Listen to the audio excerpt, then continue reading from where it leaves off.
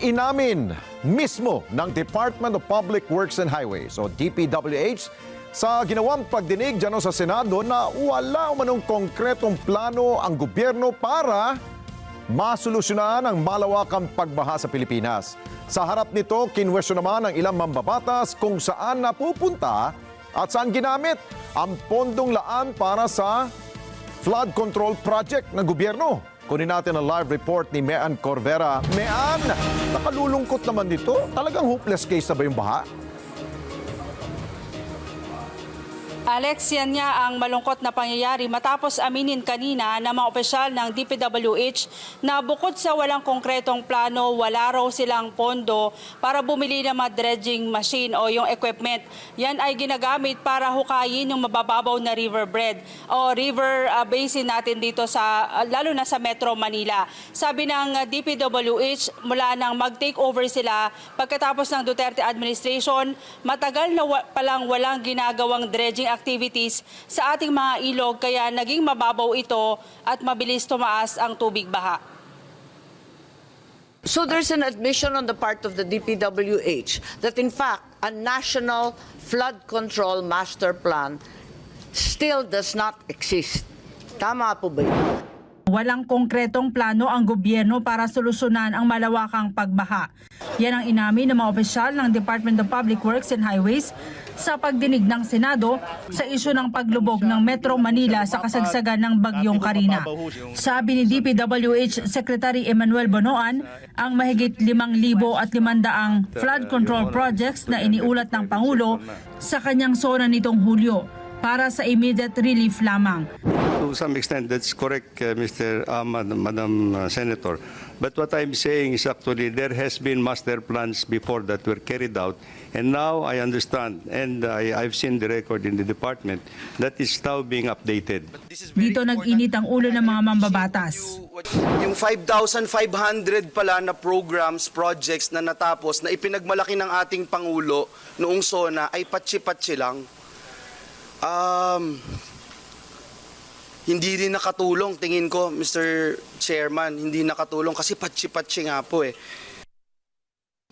Saan inilalaan ang bilyon-bilyong pera kapag walang master plan? How do you choose the projects? Are there guidelines or parameters each time that you submit these billions and billions of requests? To what do you allocate if there is no integrated master plan for the entire country?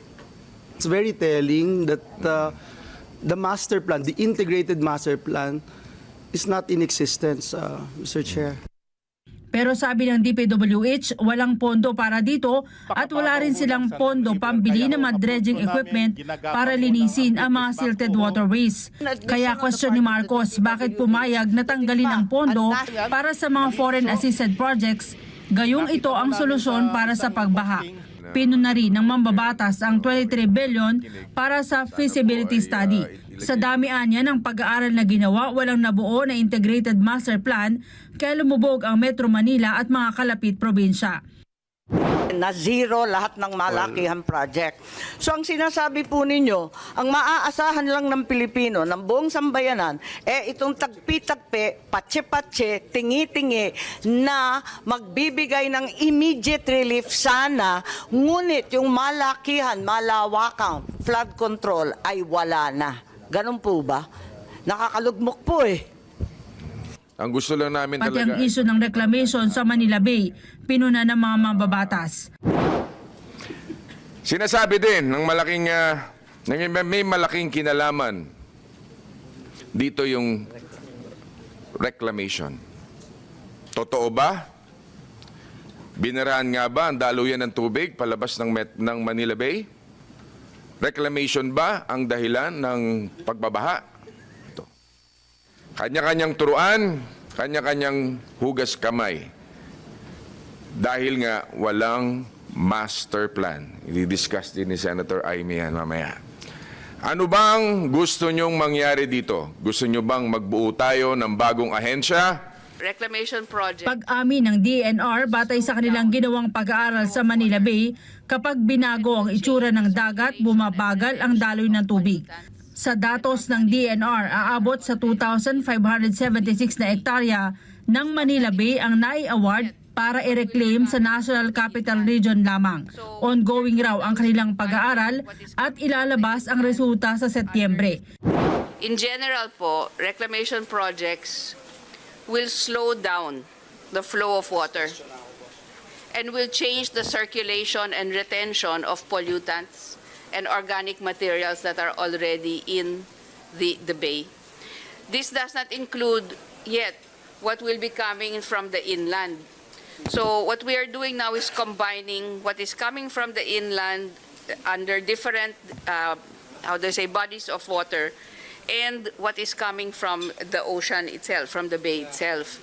So these models are being run to include also now extreme events such as what has happened and what will happen now to drainage as well as circulation of these chemical and biological matters in the bay.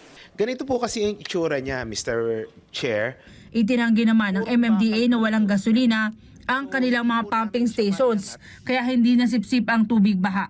Nagkataon raw na santambak talaga ang tinangay ng mga basura, kaya nabarahan ang mga pumping stations.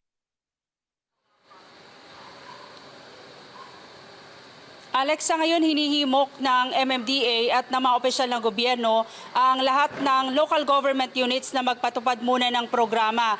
Yan ay yung pagpapalit ng basura, kapalit ng mga produkto, halimbawa yung bigas, para himukin yung ating mga kababayan na mag-segregate ng kanilang basura at hindi ito anurin kapag malakas ang ulan. Alex. Okay, Mayan, kaawa-awa pala sitwasyon natin, no?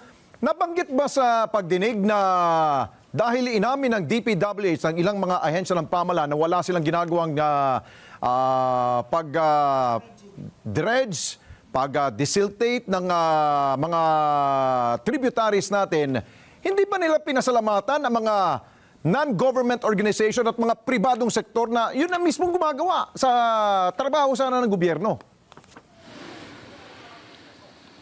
Meron sabi ng DNR, Alex, meron na silang memorandum of agreement dyan sa SM at sa kay Mr. Ramon Ang ng San Miguel Corporation dahil sila yung immediate na tumutulong ngayon para i-desilt yung ating mga ilog, kabilang na daw dyan yung Tolyahan River na madalas ay dinadaanan ng tubig galing dyan sa San Mateo at sa bundok, at may ginagawa na rin silang tree planting para iwasan nga yung pagbuhos ng tubig mula sa bundok patungong Metro Manila. At Mayan, pinangangambahan natin kung titigil ang mga pribadong sektor sa pagtulong sa kanilang ginagawa ngayon, na pera nila yun, ha, walang gastos ditong gobyerno.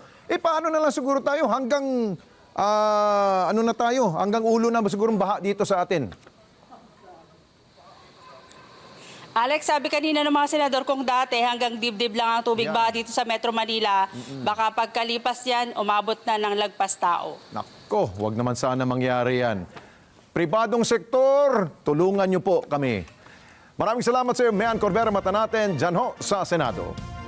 Maraming salamat sa inyo pong pagsubaybay sa Mata ng Agila Primetime. Para malaman ang matatag, matapang at matapat na mga balita, i-follow lamang at mag-subscribe sa AtNet25 TV.